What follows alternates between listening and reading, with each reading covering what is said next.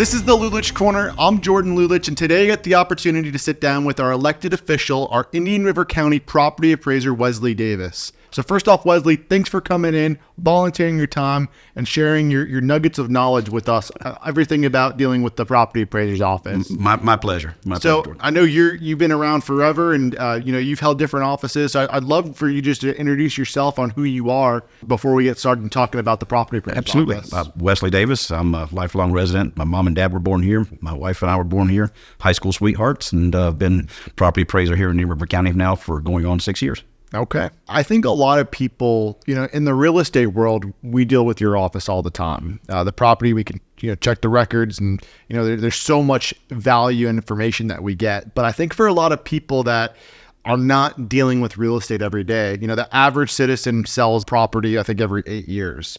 So the interaction with your office is probably not as much as someone who's in the real estate industry day in and day out. What do you do? Like, what does your office do all day long? Well, basically, what our job is to put a value on every piece of property in Indian River County. Mm-hmm. We do that for tax purposes.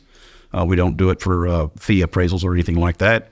And then the other side of it is, of course, we have an outreach side of it, which is what I'm doing here, which is to make sure that those that are eligible for any kind of exemption whatsoever that they're entitled to, we want them to get it.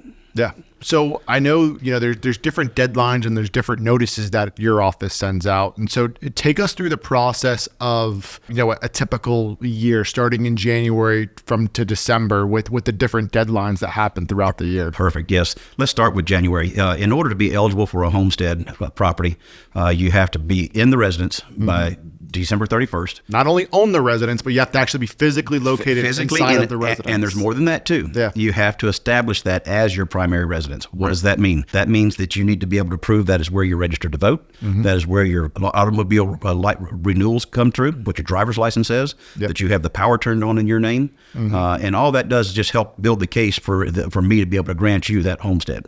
And so then after that, that's the January 1st, and it's the bright line also other classifications, for example, agriculture classifications. We look at the snapshot as of January 1st, and that's what we go by. And then when we do values, of course, we're looking in the rears. We're not looking forward because taxes are paid in the rears. Right. And so paid in arrears means that we're paying for the prior year's taxes rather than paying for the current year taxes. Exactly. Yeah. Paying forward. So we fast forward, now we're in March. Yes. And in March, that's the deadline for the homestead applications, the agricultural classifications, all the classifications and exemptions is March 1st. So if you want to save money, you have to apply for these exemptions by March 1st. Which that has already passed. Now, state does allow me under certain circumstances to grant past that date, but there's a form you got to fill out saying that you had a hardship of some kind, and of course, if you're eligible for it, we want you to get it. Okay. And so don't think that you can't, because there is opportunities for that. So then that goes all the way through. For right now, what we're doing is we're putting the values, adding new construction, any properties that have sold, seeing what the values are out there, and those are what we're doing is building the tax rolls is what it boils down to. Yep. And then we have two dates that are important, June 1st and July 1st. Mm-hmm. June 1st is the estimate or preliminaries. And those are numbers that we send out to the constitutionals and the county commissions. And what they're doing now, they're putting their budget together for next fiscal year. So the preliminaries, so you're saying you send to them what the preliminary property values are, and then they're reviewing it and confirming it? Starting it, and then we have the estimates after that, which is July 1st. And then, of course, all this also goes to the Department of Revenue with the state of Florida. And the reason for that is because just about half of everybody's tax bill goes to the schools, and schools are funded by the state. So that's why I'm integrally involved in this process. And in fact, the Department of Revenue has to, they approve my budget every year. Mm. And it needs to be deemed not excessive nor inadequate to be able to do my job. Okay. And then once they deem it that way, then the county commission has to fund it. So then in August, right? Very important, absolutely. In August, what happens is we will take after the county commissions, school boards, and everybody, they have their meetings with the values that I send over there. They attach their millage rate with it. Yep. And then they send it back to me, and I create what's the trim notice. The trim notice is called the Truth in Millage. Mm-hmm. That's what it stands for. And that's a document that gets mailed out in the middle of August. And then to every property owner. Every property owner. So if you own a property in Indian River County, you're going to be seeing a letter from the Indian River County Property Appraiser's office, from Wesley's office, with this trim notice. Yes, and on the outside of it, it says, "This is a bill. Do not pay." It doesn't say, "Do not read, throw away." So, but what we'd really like for people to do is open it up. And we're looking for two things in there. I want them to make sure that if they think they're entitled to an exemption and it's not on there, they need to call me. Yeah. And the other one is if they look at the values and they think that they're incorrect, they need to call me. What's interesting is on that trim notice, so there's 3 columns typically, right? Yes. So there's one if in the event that there's no budget changes. There's one if we do see a budget increase, and then the third one was if there's a budget decrease. It's what it was last year. Or what it was last year. Yeah. Okay. So what it was last year, if no budget changes are made, and if the proposed budget changes are made. So how do we know when we're reviewing the trim notice? Do we know which column it's going to be? It's marked in there. It is marked in there. Yes. And Okay. if you get it and you have any questions, you say, what does this mean? Yeah. Let it call us. You can go to our Sebastian office out there in front of Walmart, or we can come down to the main office, or you can call me personally at 226-1480. You mentioned a good thing. You said if you're reading a trim notice and if you disagree with the valuation that's been placed on your property, there's actually a deadline to contest it, right? So why don't you talk a little bit about from when they receive that trim notice? Whenever you receive that trim notice, statutorily you have 25 days. Yeah. And this year it's going to be probably the day after Labor Day. In September. That's going to be that 25-day period. What happens in that 25-day period is where you come in and say, I paid too much for this, or this wasn't an arm's length transaction. Yep. Or you say, there's no way y'all have my pool on there and that my pool added that much value. Yeah. Anything that you might have that you want to look at that. But also in the process of that is the date and the time that the taxing entities will be meeting to establish that millage rate. So you can also go down is if you think after the end of the day, you say, okay, well, I don't like it, but I'm being treated fair. My values are not any different than my neighbors. So, okay, we'll move on with that. But I still think my taxes are too high. Well, that's whenever you look down and you go and look at the taxing entity. Yep. And it's got the date, the time, and the meeting place. And what you have is you have the opportunity. Those statutorily, those budget hearings, they have to happen after 5 o'clock. So literally, it'll be at 5:01 with a date and time where you can go down there and you can contest the millage rate to your taxing authorities. Give your input, be involved in that decision-making process, and say you want lower taxes ultimately. That's it. Yeah, That's it. I love it. But then there's a process after that, though. So you have 25 days to contest the valuation. Yes. So your office actually retains the discretion to approve or deny a change in the value, right? Yes. But if your office says no, then is that a dead end for people? No, absolutely not. Okay. If there's a disagreement, then what happens is you have the opportunity to file an appeal. Yeah. It costs $15 to file the appeal, and you don't have to get legal representation, or you can get legal representation. And what that does is it affords you the opportunity to either pass that 25-day deadline to bring us more information if you need more time because we still disagree, or it'll actually go from my office to a third-party value adjustment board that has a third-party independent arbitrator that will take it away from anything in my office, take anything away from anything in the county commission or anything like that. And it's actually that process is ran by the clerk of circuit court. So Ryan Butler's office, who is our clerk of court, he will be in charge of doing all of that. And then that third-party independent magistrate will make their decision. Yep. And then it's either in favor of the property appraiser's office or in favor of the complaint. And then it's not over even there. Then you do have the opportunity after that, if you still disagree with the magistrate, to go into civil court on something like that. Right. You can appeal it to civil court. Exactly. Circuit court. Yes. Yeah. And philosophically, I have a problem even thinking about suing a taxpayer with taxpayers' money kind of thing. So if magistrate rules against my office, God bless them. Yeah. And that's, to me, unless it's something that I think is going to have a substantial impact on a statewide basis. You're typically not contesting it and fighting it. No, absolutely not. And not only that, I have the opportunity to tell the Department of Revenue if they question the value of it. It happened over there. Yeah. You had an independent third party who they made their ruling decision. Yes. Yeah. That's great. So we've got the 25 days. In the event that you disagree, your office retains the ability to have some discretion to lower it. And the event your office doesn't lower it or doesn't agree with the dispute, then the taxpayer can actually take that to that value adjustment board. And then ultimately taxes are then due in November. They are. That's that first, if you want to get the 4% discount. 4% discount. So I guess they're technically not due till March, but yes, people like the most they're due and payable. They start to be payable in November. Exactly. And that's most people who have their escrows, their taxes escrowed. That's whenever the financial institutions, they'll pay them on March or November, last day of November that the banks are open. Right. And so that's very, very common. Now, then that's pretty much going through the entire year. Then it's kind of like Groundhog Day. It starts all over again.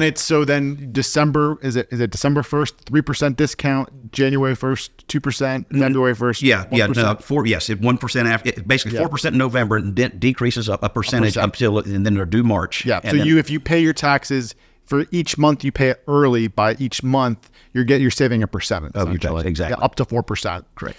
So here's a question for you, Wesley. Last week I got a phone call and a couple got married and they had separate homesteads.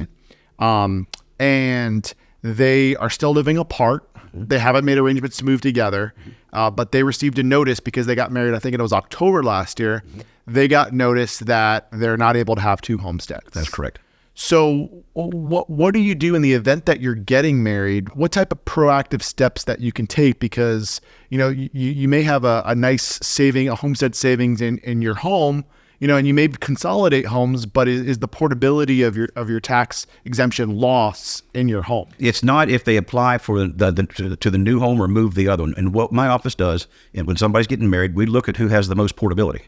Okay. And we grant the homestead with the most portability to the new joint. Okay. And then you could port over the other, you can combine two? No, you can't combine the two. Okay. We just give whichever one has the most. Okay. Let's suppose that a couple get married and they move into the wife's home.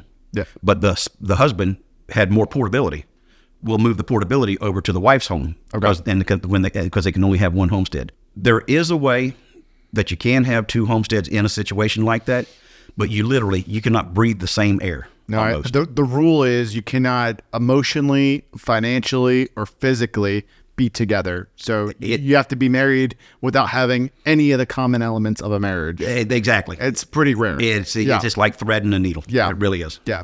For someone who's buying a new home and they've lived at a place for a while, what do you do and what type of advantages are there if they come down to your office and they fill out a portability form? Like what is portability, I guess, from a more basic element? A great question. A homesteaded property in the state of Florida can only go up by 3% with a consumer price index, whichever's less. Yeah. Okay. Which has been 3% these past few years. But when I first got but when I first got into office, it was 1.4%. Right. So now, and clearly the real estate market has been running stronger than 3% on an annual basis. It has. Okay. What that does is the difference between the assessed value that can only go up by 3% of the consumer price index and the market value of the property, that is considered your portability. And so that's what you can take to your new homestead. So the way that works is you can only port up to $500,000. Mm-hmm. And you have up to 3 years to port. Okay. So let's suppose that you sell your house today and you want to build, you've got 3 years to build your new homestead. Okay. But when I say up to 3 years, you need to understand that if you sell it today, you only have the rest of 2024. Right. So we're already April. 4/12, a third of the way. A third of the way. Yeah. Yes. So if you sell December 31st, you just shot your year. Yeah. Okay. That's important to know. The second part that's important to know is that whenever you take that portability and you can apply it to your new homestead, but if you can take 100% of that, if the market value of the property that you're buying is equal to or greater than the market value of the property that you sold, you can take 100% of it. So if you're downsizing, you're going to be able to take a pro rata amount of your homestead exemption. Exactly. So let's take this example that you have a $400,000 house that has the market value of $400,000 and you sell that, and you buy a $200,000 condo with the market value of $200,000, right, and you had $100,000 worth of portability. You can only take $50,000. You can only take half of that because the new homestead has half the market value of the prior homestead. Right. That makes sense.